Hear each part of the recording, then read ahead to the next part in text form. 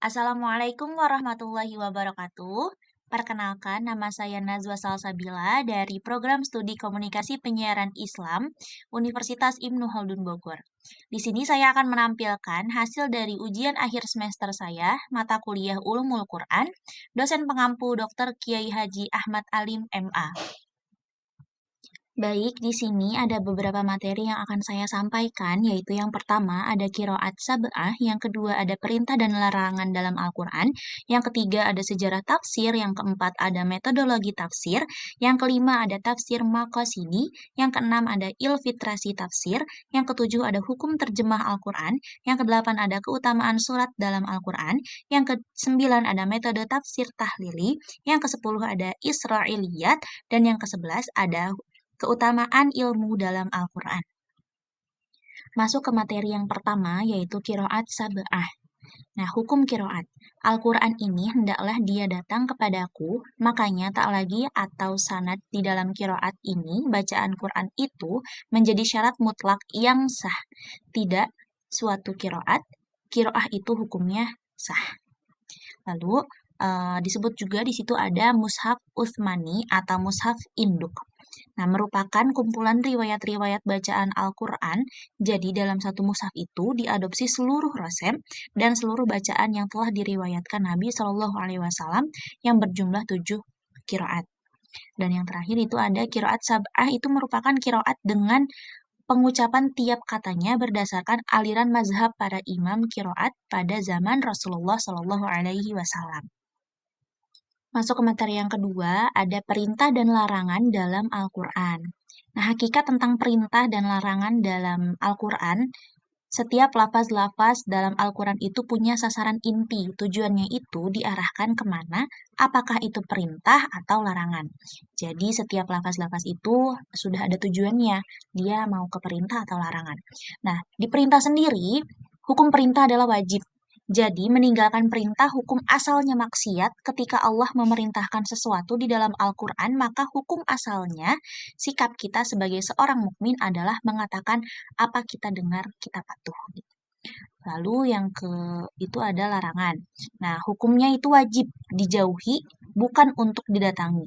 Mengapa perlu dijauhi? Karena larangan-larangan Allah itu ketika didekati memiliki dampak yang buruk. Contohnya, larangannya itu ada larangan berdusta, larangan zolim, larangan meminum khamar, berzina, dan lain sebagainya. Yang mana ketika perintah itu mendatangkan kemaslahatan dan larangan itu mendatangkan perbuatan yang tidak baik atau disebut dengan kemaksiatan.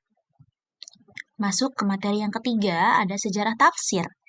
Dalam surat Al-Furqan ayat 33, berarti jadi Al-Quran itu datang dengan sebaik-baiknya tafsirnya. Namanya tafsir di sini, maknanya apa? Jadi tafsir itu salah satu fungsinya adalah merinci dari segala sesuatu. Merinci dari segala sesuatu, semua aspek maknanya Al-Quran itu datang menjelaskan untuk semua. Jadi menjelaskan segala sesuatu. Istilah ilmu tafsir itu adalah ilmu yang membahas tentang tata cara bagaimana kita secara tekstual Al-Quran itu dan juga bilalatul alfat, kontekstual Al-Quran. Jadi ada juga tafsir Al-Quran dikenal dengan Asrul Akademi pada masa pembukuan. Masuk ke materi yang keempat, ada metodologi tafsir. Nah, secara bahasa adalah menjelaskan makna dari tafsir secara luas. Dari kata tafsir itu adalah diambil dari kata Allah yang artinya kembali kepada yang asli. Tujuannya mengungkapkan makna sebenarnya dari ayat yang Allah Subhanahu wa Ta'ala turunkan.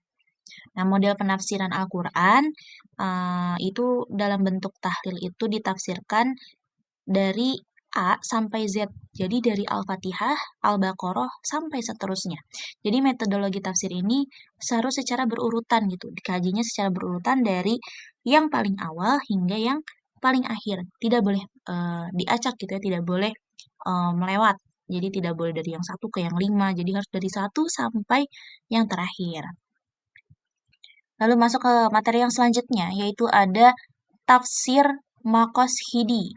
Nah, tafsir maqasidi itu apa? Adalah gabungan dua kata yang masing-masing dari dua kata tersebut harus didefinisikan terlebih dahulu untuk mendapatkan pengertian yang utuh. Jadi dua kata tersebut adalah tafsir dan maqasidi yang dibubuhi dengan ia nisbah. Kajian tafsir maupun fikih atau kajian tinjauan bahasa itu ada istilah. Jadi bagaimana melihat satu masalah tapi ditinjau dengan berbagai macam perspektif itu yang sepadan gitu. Jadi dilihat dari berbagai macam sudut gitu. Nah, tafsir maqasidi penting dipelajari karena untuk mengetahui maksud tertentu, maksud tersirat dalam ayat Al-Quran yang hendak ditafsirkan. Jadi karena ayat-ayat Al-Quran ini eh, mungkin banyak sekali yang kurang jelas, kurang tepat sasaran, makanya diadakan tafsir untuk memudahkan kita manusia memahami isi dalam Al-Quran gitu ya, makna yang terkandung dalam Al-Quran, makna yang Allah Subhanahu wa Ta'ala turunkan gitu. Jadi kita tidak salah ketika menjalankan atau mengamalkan dari ayat-ayat Al-Quran. Lalu lanjut ke materi yang selanjutnya ada ilfitrasi tafsir. Uh, Ad-dakhilu tafsir, yaitu pentingnya kita mendeteksi adanya ilfitrasi dan kontaminasi dalam penafsiran Al-Quran.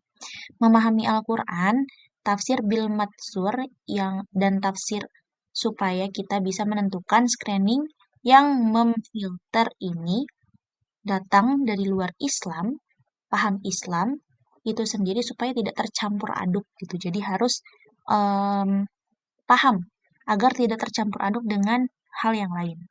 Contohnya, tafsir Ibnu Katsir bil Ma'thur, tafsir Al-Quran yaitu tafsir Ibnu Katsir atau tafsir Al-Baghawi. Imam Al-Baqawi juga punya kitab tafsir, itu tafsir bil Ma'thur, itu banyak ayat, kemudian tafsirkan dengan ayat-ayat, tafsirkan dengan hadis, kemudian ayat ditafsirkan dengan kemerdekaan. Begitu. Selanjutnya, ada hukum terjemah Al-Quran. Dalam hadis Nabi disebutkan bahwa tidaklah di antara kalian seorang pun kecuali Allah akan tidaknya bicara besok pada hari kiamat dan antara orang tersebut cuman penterjemah. Jadi orang tersebut hanya penerjemah. Penerjemahan Al-Quran dibolehkan. Jadi penerjemahan dalam arti menyampaikan nas Al-Quran dan menafsirkannya. Sedangkan penerjemahan dengan arti mengalihkannya ke bahasa asing adalah dilarang. Yang dibolehkan adalah menerjemahkan dengan makna, menafsirkannya dengan bahasa asing. Jadi Al-Quran itu tidak boleh, tidak bisa diterjemahkan. Misalkan, sekarang Al-Quran berbahasa Arab, tapi kita tidak bisa merubah Al-Quran atau surah Al-Fatihah ini ke bahasa Indonesia gitu, atau bahasa Inggris, atau bahasa Spanyol, Portugis, itu tidak bisa. Karena itu haram.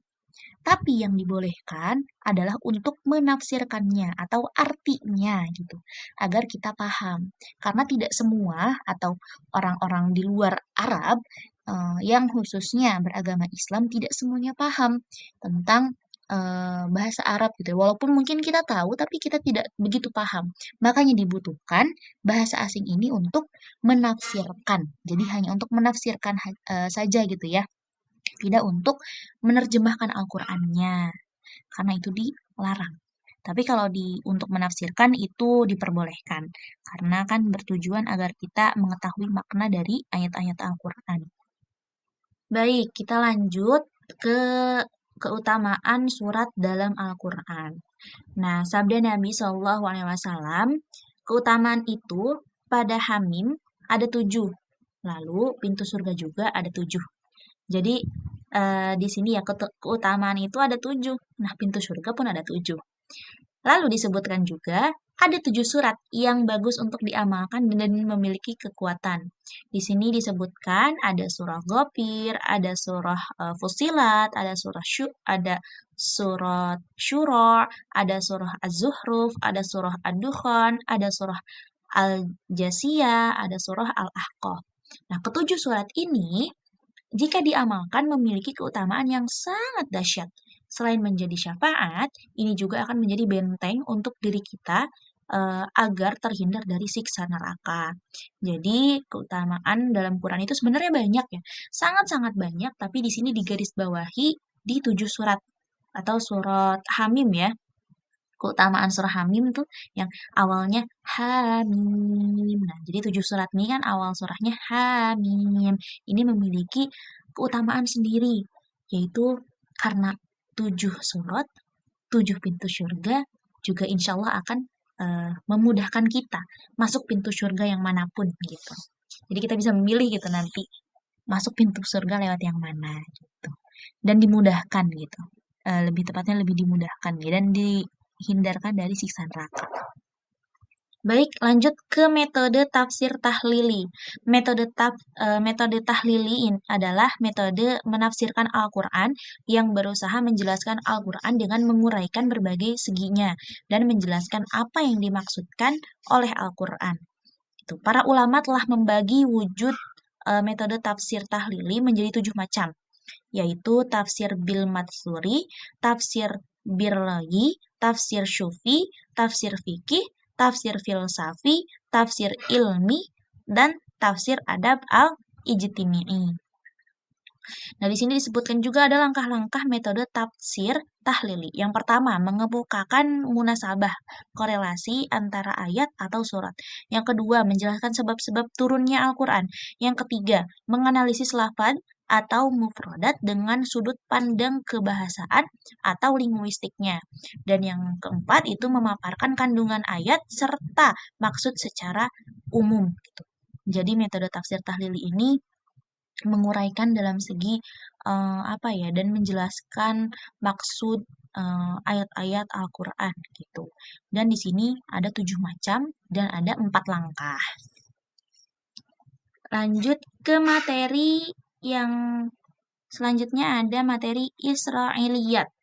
Nah, Israiliyat adalah seluruh riwayat yang bersumber dari orang-orang Yahudi dan Nasrani serta selain dari keduanya yang masuk dalam tafsir maupun hadis. Ada pula ulama tafsir dan hadis yang memberi makna Israiliyat sebagai cerita yang bersumber dari musuh-musuh Islam, baik Yahudi, Nasrani maupun yang lainnya. Israiliyat, Israiliyat, Israiliyat telah masuk ke dalam penafsiran, yaitu pada era sahabat dan tabi'in. Namun, karena mereka selektif dan terus menumpuhkan penafsiran berdasarkan periwayatan, sehingga akan cepat dikenali pada mana penafsiran yang berasal langsung dari Rasulullah SAW dan mana pula yang merupakan Israiliyat. Gitu. Jadi, Israiliyat itu yang bersumber dari orang-orang Yahudi dan Nasrani ya, dan musuh-musuh Islam. Baik, ini kita masuk ke materi terakhir, yaitu keutamaan ilmu dalam Al-Quran. Seperti halnya dalam sebuah hadis disebutkan bahwa barang siapa yang menempuh suatu jalan untuk mencari ilmu, maka Allah mudahkan untuknya jalan menuju surga. Hadis riwayat Bukhari dan Muslim. Keutamaan yang akan didapatkan oleh orang berilmu, yaitu dimudahkan jalannya menuju surga, juga dapat mengangkat derajat. Seperti disebutkan dalam Quran Surah Al-Mujadalah ayat 11, berdirilah kamu, berdirilah. Allah niscaya akan mengangkat orang-orang yang beriman di antara kamu dan orang-orang yang diberi ilmu beberapa derajat. Allah Maha Teliti terhadap apa yang kamu kerjakan. Jadi, keutamaan ilmu dalam Al-Quran itu sangat tinggi. Orang yang berilmu, orang yang memiliki ilmu dan mengamalkan ilmunya akan diberikan syafaat yang luar biasa oleh Allah gitu. Tidak main-main gitu ya balasannya, karena ilmu itu di atas segala-galanya. Ya, walaupun mungkin tidak semuanya paham Al-Quran, tapi kita tidak hanya fokus di dalam ilmu Al-Quran saja, bisa di ilmu yang lain. Asalkan ilmu itu ilmu yang baik. Ilmu yang kita pelajari itu ilmu yang baik, bukan ilmu di luar syariat gitu. Alhamdulillahirrabbilalamin. Mungkin itu yang bisa saya sampaikan pada ujian akhir semester Ulumul Quran pada kesempatan kali ini. Kurangnya mohon dimaafkan karena saya tidak luput dari kesalahan. Wassalamualaikum warahmatullahi wabarakatuh.